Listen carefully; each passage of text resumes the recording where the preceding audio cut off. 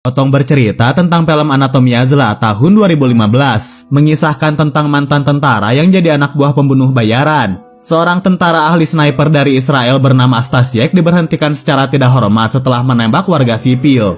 Kini ia diburu oleh wartawan bernama Matula untuk dimintai klarifikasi. Ia lalu menjelaskan pada si wartawan kalau warga sipil tersebut merupakan korban salah sasaran yang wajar terjadi dalam perang. Jawaban Stasiek tidak memuaskan Matula, hingga akhirnya ia membuat berita hoaks, di mana Stasiek dijadikan sosok yang senang membunuh tanpa pandang bulu.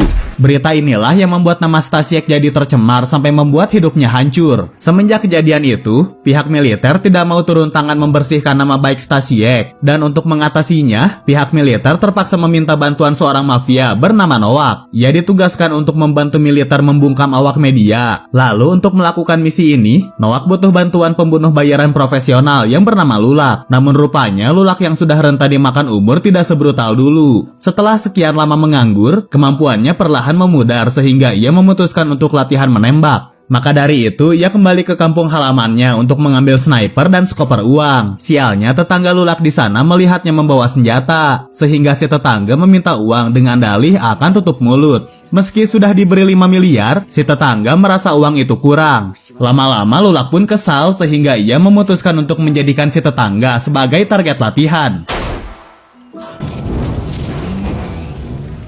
Belum puas dengan si tetangga, Lulak pun melanjutkan latihannya di tengah hutan. Ia memasang beberapa kertas target di beberapa pohon lalu menembaknya.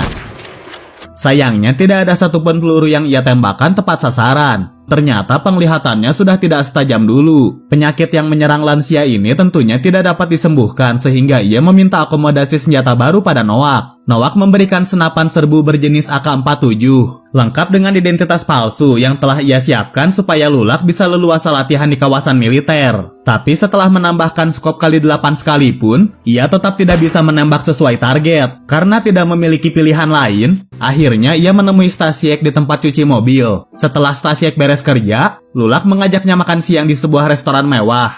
Di sana Stasiek ditanyai tentang kejadian sebenarnya yang terjadi saat ia bertugas. Katanya kejadian sewaktu perang yang menewaskan warga sipil memang murni kecelakaan. Namun akibat Matula yang sudah disuap oleh seorang politikus, berita tentang Stasiek dilebay-lebaykan. Maka dari itu wajar saja jika para petinggi tidak ada yang mau membantunya terlepas dari kasus ini. Andai saja Matula tidak ikut campur, mungkin saat ini ia sudah dapat penghargaan dan naik jabatan. Dari cerita ini, Lulak memutuskan akan mengeksekusi Matula yang selama ini membuat hidup Stasiek rusak. Dengan begitu nantinya ia bisa membujuk Stasiek untuk kembali ke militer tanpa mengkhawatirkan gosip yang dibuat Matula. Ia lalu mendatangi kantor berita untuk mengirimkan berkas berisi ancaman untuk Matula. Cara ini berhasil mengulur Matula yang mendadak pucat setelah membaca isi berkas tersebut. Matula yang mulai ketakutan lantas meninggalkan kantor dan di saat inilah Lulak membuntutinya.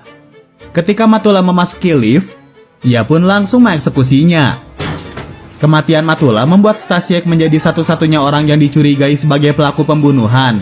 Ia yang tidak tahu menahu lalu diminta menghadap atasannya untuk diinterogasi. Meski sudah membela diri, sang atasan tidak mempercayai Stasiek karena pihak militer tahu ia dan si wartawan memang tidak akur. Daripada menjelaskan lebih lanjut, alhasil Stasiek memilih untuk pergi dari situ.